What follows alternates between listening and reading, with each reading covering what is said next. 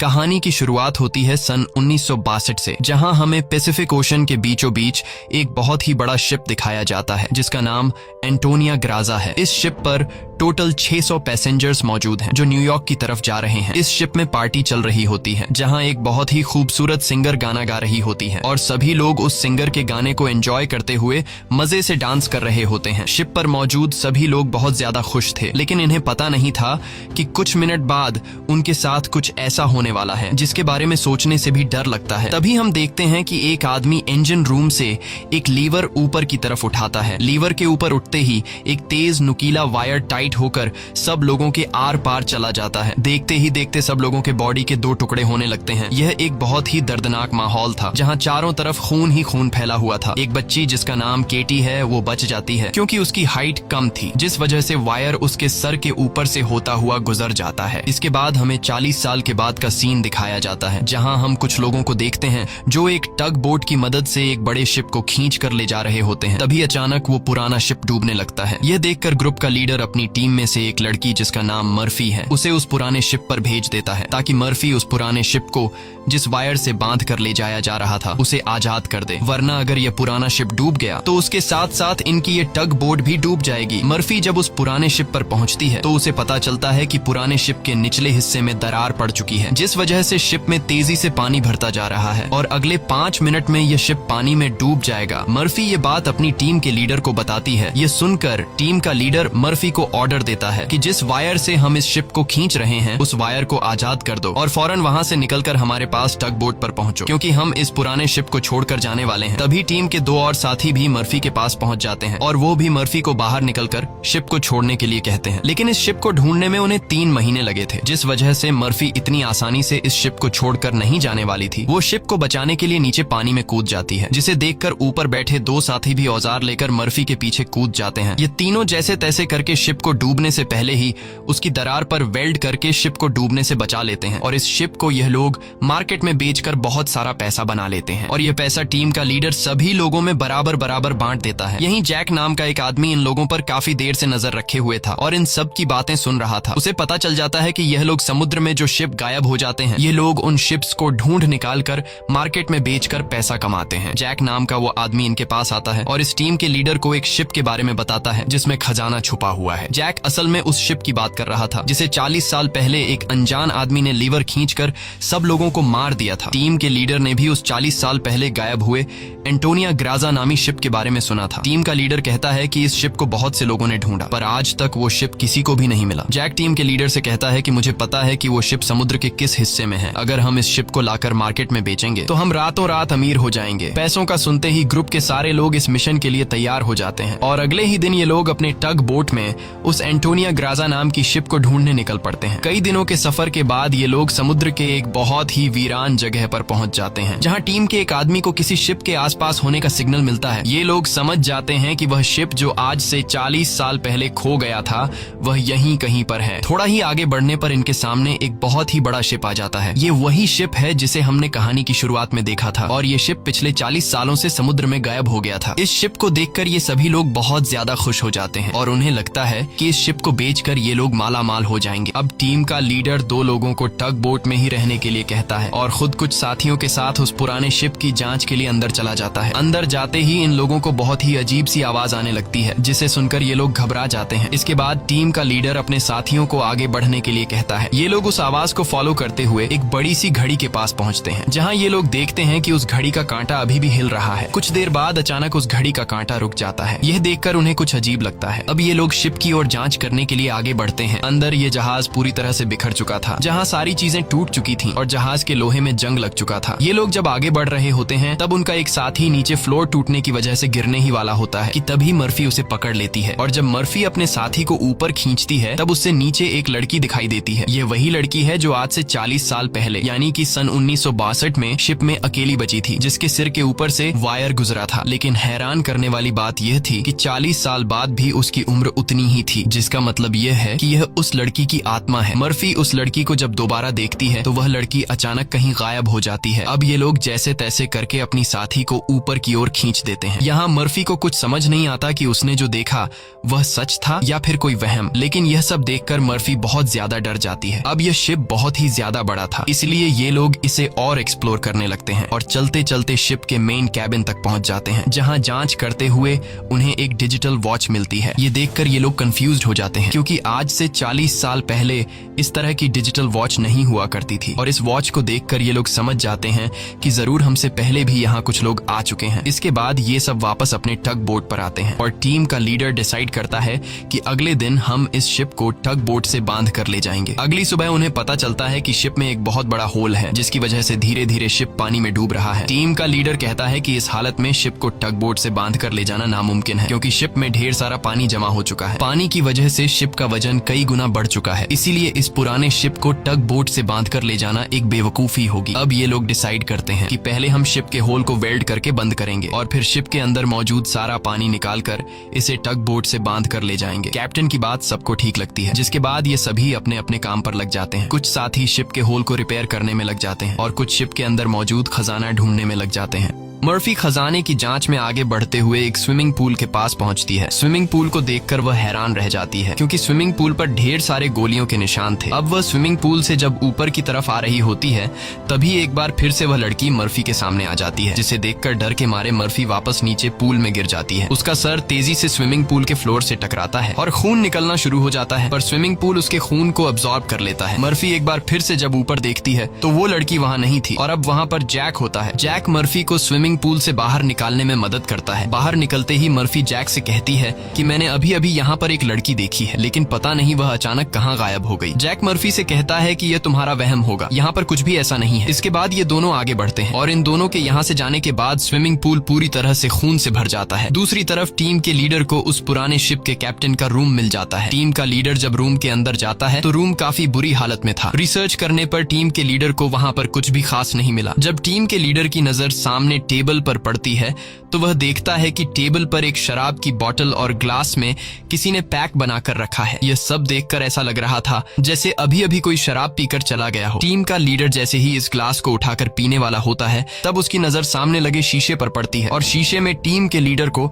इस पुराने शिप का कैप्टन दिखाई देता है। यह देखकर टीम का लीडर बहुत ज्यादा डर जाता है और उसके हाथ से शराब की ग्लास गिरकर टूट जाती है और टीम का लीडर डर के मारे वहां से निकल जाता है। इस शिप पर सभी के साथ अजीबोगरीब इंसिडेंट्स हो रहे थे। टीम का एक साथी जिसका नाम मार्क है, उसे इस शिप पर किसी लेडी सिंगर के गाने की आवाज सुनाई देने लगती है। वह उस आवाज को फॉलो करते हुए शिप के ग्राउंड एरिया में पहुंच जाता है, जहां पर वह लेडी सिंगर भी मौजूद होती है। ये वही सिंगर थी जिसे हमने कहानी की शुरुआत में देखा था। दूसरी तरफ मर्फी और जैक आगे बढ़ते हुए लॉन्ड्री रूम से बाहर जाने वाले गेट को जैसे ही खोलते हैं, तभी अंदर जमा हुआ सारा पानी उनके ऊपर आ जाता है, जिसमें कई सारे लोगों की डेड बॉडीज थी। मर्फी और जैक डर के मारे वहां से आगे बढ़ने लगते हैं। आगे बढ़ते हुए उनके सामने एक कैबिन का दरवाजा खुलता है। अंदर जाने पर जैक को एक बहुत ही लग्जरी कार मिलती है, जिसे देखकर वह बहुत खुश होता है, पर मर्फी को यहाँ कुछ गड़बड़ महसूस होता है, इसलिए वह जल्दी ही यहाँ से निकलना चाहती थी। तभी एक दूसरे रूम से उन्हें कुछ हिलता हुआ नजर आता है। जब ये दोनों उस चीज के करीब आते हैं और उसके ऊपर रखा हुआ सामान हटाकर देखते हैं तो उनकी आंखें खुली की खुली रह जाती हैं, क्योंकि वहां पर सोने से भरा हुआ एक बॉक्स पड़ा था। ये देखकर मर्फी अपने बाकी साथियों को तुरंत बुला लेती है और जब सब यहाँ पहुंचते हैं तो सामान हटाने पर उन्हें इसी तरह के 9 बॉक्स मिलते हैं और हर एक बॉक्स में 28 गोल्ड प्लेट्स पड़ी हुई थी, जिसे देखकर सभी की खुशी का ठिकाना नहीं रहता, क्योंकि ये सभी रातों रात अमीर हो गए। इतने बड़े खजाने को ढूंढने के बाद ये लोग डिसाइड करते हैं कि इस शिप को यहीं छोड़ देंगे और सिर्फ सोना यहाँ से लेकर जाएंगे। इसके बाद ये लोग सारा का सारा गोल्ड अपने टग बोट पर रख देते हैं और अब ये लोग यहाँ से निकलने की तैयारी करते हैं। टग बोट को चलाने वाला कैप्टन बोट को स्टार्ट करने के लिए इंजन की सफाई करने लगता है और तभी हमें दिखाया जाता है कि टग बोट में रखा गया सिलेंडर का वाल्व अपने आप चालू हो गया है, जिससे हवा में गैस फैलना शुरू हो जाता है। वही मर्फी एक बार फिर से उसी लड़की को देखती है जो उसकी तरफ तेजी से भागती हुई आ रही होती है, जैसे वह मर्फी को कोई बात बताना चाहती है, पर तभी उसे कोई पकड़कर नीचे धकेल देता है और जैसे ही टग बोट का कैप्टन इंजन को ऑन करता है, तभी सिलेंडर से निकली गैस की वजह से पूरे बोट में एक बहुत ही बड़ा ब्लास्ट होता है, जिसमें टग बोट का कैप्टन मारा जाता है। अब ये लोग समुद्र के बीचों बीच एक सुनसान शिप पर फंस चुके थे। ये सभी लोग बहुत ज्यादा परेशान होते हैं, क्योंकि उनके पास जो यहाँ से निकलने का टग बोट था वह पूरी तरह से तबाह हो चुका था। इनका एक साथी जिसका नाम मार्क है, वो अपनी गर्लफ्रेंड की फोटो देखकर बहुत ज्यादा परेशान हो जाता है, क्योंकि 2 हफ्ते बाद उनकी शादी होने वाली थी और अब उसे लगता है कि वह कभी भी यहाँ इस शिप से बचकर नहीं जा पाएगा। परेशानी में मार्क वहाँ रखी कई साल पुरानी शराब पीने लगता है। दूसरी तरफ मर्फी भी कंफ्यूज्ड होती है कि उसे बार बार वह लड़की क्यों दिखाई दे रही है। इसीलिए मर्फी उस लड़की के बारे में जानने की कोशिश करती है। वह शिप के डेटा में पैसेंजर्स के नाम चेक करती है, जिससे उसे पता चल जाता है कि जो लड़की उसे दिखाई दे रही है उसका नाम केटी है। रिसर्च करते हुए वह केटी के रूम तक पहुंच जाती है, जहां अलमारी का दरवाजा खोलते हुए उसे केटी का ढांचा मिल जाता है, जिसे देखकर मर्फी बहुत ज्यादा डर जाती है। फिर जैसे तैसे करके मर्फी खुद को संभालती है और उस ढांचे के गले में लटके लॉकेट को उतार कर देखती है, जिसमें उस छोटी लड़की के पेरेंट्स की फोटो थी जो उसके पीछे ही खड़ी थी। उसे देखकर मर्फी को एक जोरदार झटका लगता है। केटी कहती है कि वह लॉकेट बंद मत करना, क्योंकि बहुत साल बाद मैं अपने मॉम डैड को देख रही हूँ। मर्फी को अब भी यकीन नहीं हो रहा था कि वो एक मरी हुई लड़की से बात कर रही है, पर जब वह लॉकेट को केटी के हाथ में देने लगती है तो लॉकेट केटी के हाथ से आर पार चला जाता है और अब जाकर मर्फी को यकीन हुआ कि यह लड़की कोई इंसान नहीं बल्कि एक आत्मा है। केटी मर्फी को बताती है कि इस शिप पर और भी कई सारे लोगों की आत्मा कैद है और तब तक यह सोल यहाँ से आजाद नहीं हो सकती जब तक उस आदमी को न मारा जाए जो लोगों की आत्मा को यहाँ पर कैद करता है। मर्फी केटी से पूछती है कि कौन है वो आदमी जिसने तुम्हें और बाकी लोगों की आत्माओं को यहाँ कैद कर रखा है। केटी जैसे ही मर्फी को उस आदमी के बारे में बताने वाली होती है, तभी अचानक छत पर कुछ अजीब से कीड़े निकलने लगते हैं, जिसे देखकर केटी बहुत ज्यादा डर जाती है और वह मर्फी से कहती है कि जल्द से जल्द इस शिप से तुम लोग निकल जाओ वरना तुम लोग मारे जाओगे। इसके बाद केटी गायब हो जाती है। दूसरी तरफ मार्क पूरी बोतल पीने के बाद उसे चक्कर आने लगा। उसके आसपास पड़े सभी टेबल और चेयर्स हिलने लगते हैं। देखते ही देखते सब कुछ रिपेयर होकर नया हो गया और आज से 40 साल पहले जो लोग इस शिप में मारे गए थे वह दोबारा से मार्क के सामने जिंदा खड़े हो गए। मार्क बीच में खड़ा था, जिसके चारों तरफ लोग उसके लिए तालियां बजाने लगे। शुरू में तो मार्क को भी कुछ अजीब लगता है, लेकिन फिर वह सोचता है कि यह सब शराब का कमाल है। अगले ही पल वह लेडी सिंगर मार्क के करीब आ गई और वह मार्क के साथ इंटीमेट होने लगी। लेडी सिंगर पूरी तरह से मार्क को अपने वश में करके अपने पीछे लगा देती है। मार्क भी बिना कुछ सोचे समझे उसके पीछे जाने लगा। बेवकूफ मार्क को पता ही नहीं चलता कि ये सिंगर उसे एक ट्रैप में फंसा रही है। वह लेडी सिंगर फ्लोर के किनारे पर खड़ी होकर मार्क को बुलाने लगती है। मार्क इस सिंगर को हासिल करने के चक्कर में फ्लोर से नीचे गिरकर मारा जाता है। वही हमें टीम के लीडर को दिखाया जाता है,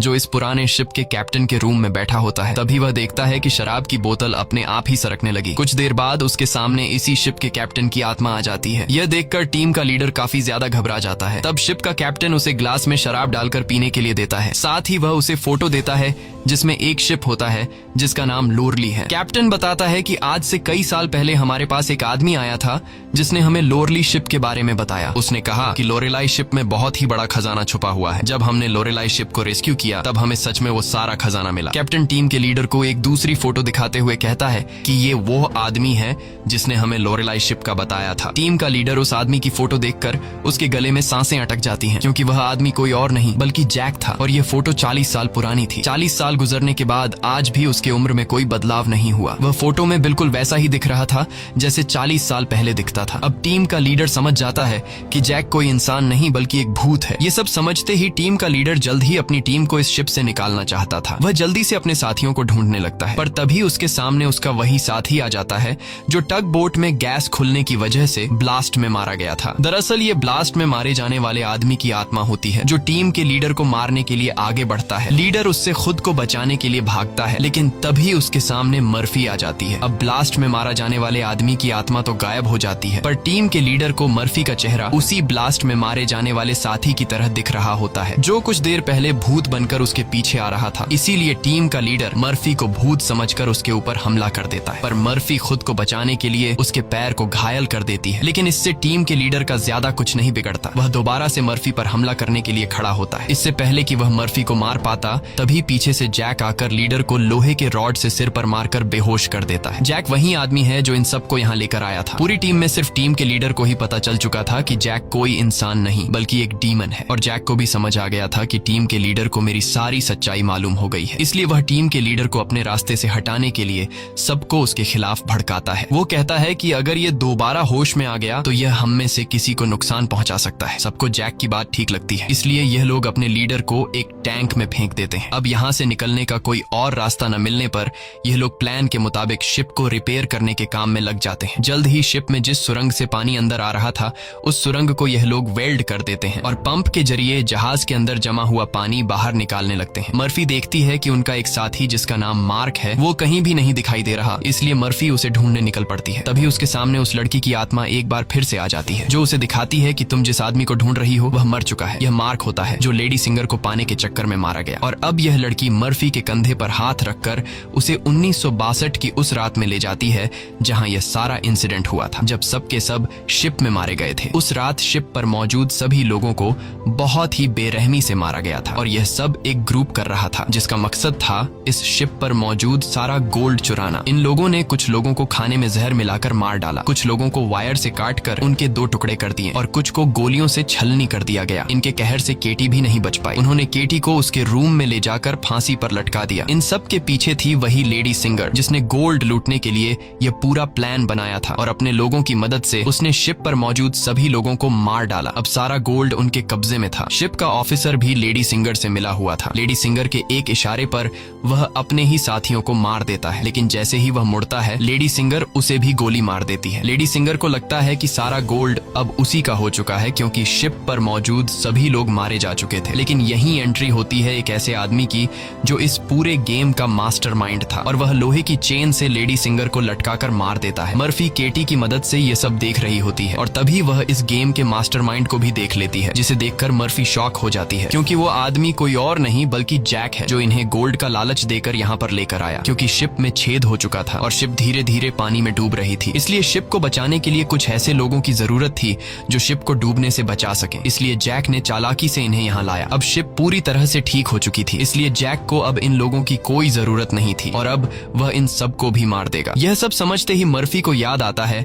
कि हमने जैक की बातों में आकर अपने लीडर को टैंक में बंद कर दिया था। अब मर्फी अपने लीडर की जान बचाने के लिए उसके पास दौड़ कर जाती है, लेकिन अब टैंक में पानी भरने की वजह से लीडर की मौत हो गई होती है। मर्फी अपने लीडर को बचाने के लिए टैंक का कांच तोड़ने की कोशिश करती है, पर टैंक का कांच बहुत ही मजबूत था, इसलिए लाख कोशिश करने के बावजूद भी लीडर को बचा नहीं पाती। इसके बाद मर्फी अपने एक साथी के पास आती है जिसका नाम डॉज है। मर्फी डॉज को जैक की सारी सच्चाई बता देती है और कहती है कि जैक तुम्हें जहां भी नजर आए उसे शूट कर दो, मैं अपने एक और साथी को ढूंढने जा रही हूँ। मर्फी के जाने के कुछ देर बाद जैक डॉज के सामने आ जाता है, जिसे मर्फी ने कहा था कि जैक जहां भी नजर आए उसे शूट कर दो। डॉज जैक से कहता है कि यहीं पर खड़े रहो और अपनी जगह से हिलना मत। ये सुनकर जैक समझ जाता है कि मर्फी ने इसे मेरी सारी सच्चाई बता दी है। तब जैक डॉज को बातों में उलझाकर डॉज से बंदूक छीनने की कोशिश करता है, लेकिन डॉज जैक की होशियारी समझ जाता है और वो फौरन जैक पर बंदूक की गोली चला देता है, जिससे जैक दूर जा गिरता है। जिसके बाद डॉज जैक के पास आता है और देखता है कि जैक मारा जा चुका है। यह देखकर डॉज वहां से चला जाता है, लेकिन हम देखते हैं कि जैक अभी भी मरा नहीं है। दूसरी तरफ मर्फी अपने जिस साथी को ढूंढने गई थी, मर्फी को पता चल जाता है कि वो पानी में मारा गया है। अब डॉज के अलावा मर्फी के सारे साथी मारे जा चुके थे, इसलिए मर्फी डिसाइड करती है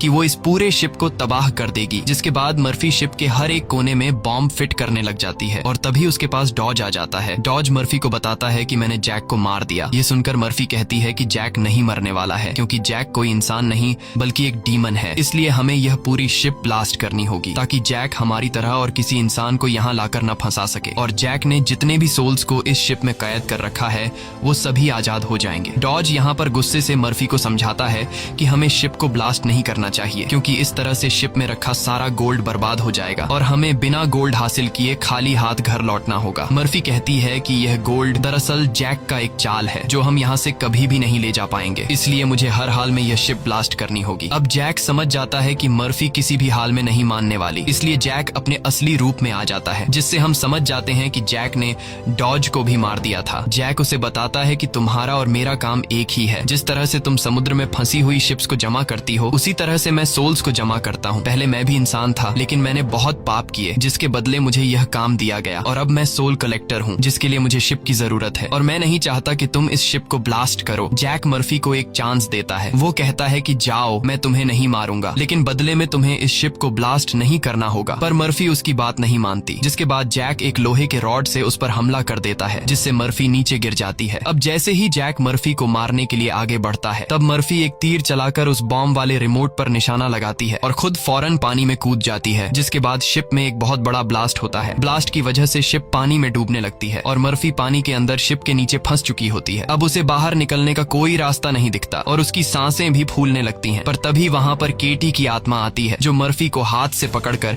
ऊपर का रास्ता दिखाती है। तब मर्फी देखती है कि जैक ने जितने भी सोल्स को कैद कर रखा था, वो सभी सोल्स आजाद हो गई हैं। मर्फी बड़ी मुश्किल से ऊपर सरफेस पर आ जाती है और वो देखती है कि शिप में जितने भी सोल्स थे वो सब अपनी असली दुनिया में जाने लगे हैं। दरअसल यहाँ जितने भी सोल्स थे वो सभी जैक के गुलाम थे। सिर्फ केटी की सोल उसकी गुलाम नहीं बन पाई, क्योंकि केटी की सोल पवित्र थी, जिस वजह से जैक उस पर ज्यादा कंट्रोल नहीं कर पा रहा था। इसीलिए केटी की सोल बार बार मर्फी की मदद कर रही थी। यहाँ मर्फी एक बॉक्स के सहारे समुद्र में तैरती रहती है और तभी वो एक शिप तक पहुंच जाती है, जो शिप उसे रेस्क्यू कर लेता है। जब उसे पोर्ट पर लाया जाता है तो वह अपनी एम्बुलेंस से देखती है कि जैक अभी भी जिंदा है और शिप का जितना भी गोल्ड था वो उस गोल्ड को एक दूसरे शिप में ट्रांसफर कर रहा है, ताकि उस गोल्ड के लालच में वो और भी लोगों को मार सके और उनकी आत्माओं को कैद कर सके। इसी के साथ ये कहानी खत्म हो जाती है। अगर आपको हमारी वीडियो अच्छी लगी हो तो हमारे चैनल को सब्सक्राइब और वीडियो को लाइक जरूर कीजिएगा।